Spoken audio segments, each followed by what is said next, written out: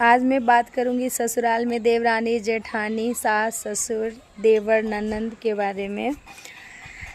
जब लड़की मायके से ससुराल जाती है तो कहने को तो बहुत से रिश्ते होते हैं हमारे पास, और अगर माने तो कहने को नहीं, रियल में वही रिश्ते हमारे होते हैं, क्योंकि हम माँ बाप भाई बहन घर परिवार सब कुछ छोड़ देते हैं उस इंसान के लिए जिससे हम बेहद प्यार करते हैं, जिसको हम पति रूप में पाना चाहते हैं या पा चुके होते हैं।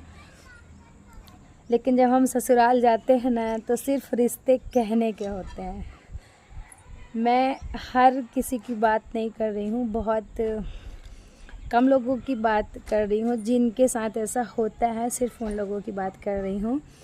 कहने को जेठानी बहन होती है, लेकिन वो कभी बहन नहीं बनती, क्योंकि वो हर चीज़ पे कंपटीशन करेगी आपके कि देवरानी से ये नहीं बनता, वो नहीं बनता, मुझसे ये बनता है, मैं होशियार हूँ।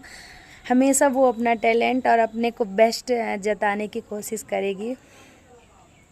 और देवरानी है तो वो जेठानी को हमेशा टारगेट में रखेगी कि मैं आज की हूँ, पढ़ी लिखी हूँ, इतना काम नहीं करूँगी, जेठानी काम करे। मतलब और जो सास ससुर होंगे वो दे रहा है, बहुत से समझदार होते हैं, मैं सभी की बात नहीं करती, सब सास ससुर एक जैसे होते हैं। और बहुत से तो घरों में ऐसा भी होता है, मैंने खुद देखा है कि जेठानी देवरानी में ही लड़ाई करवाने का काम ज़्यादातर सास ससुर करते हैं, जबकि उनको ऐसा नहीं करना चाहिए। क्योंकि कल आप तो चले जाओगे इस दुनिया से, लेकिन मिल के तो उन्हीं को रहना है, आपकी बड़ी बहू छोटी बहू जितनी भी आपकी बहुएं हैं। और हमेशा उनको आप ताना मारते हैं कि आप मेरी बेटी जैसे नहीं बन सकते हो बहू ही रहोगी।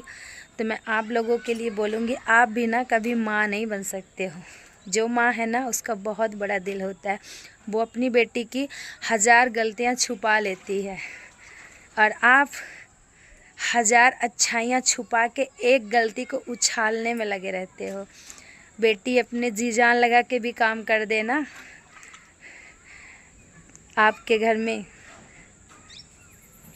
तो आप उसको कभी भी बेटी नहीं मानेंगे, क्योंकि वो किसी और की बेटी है।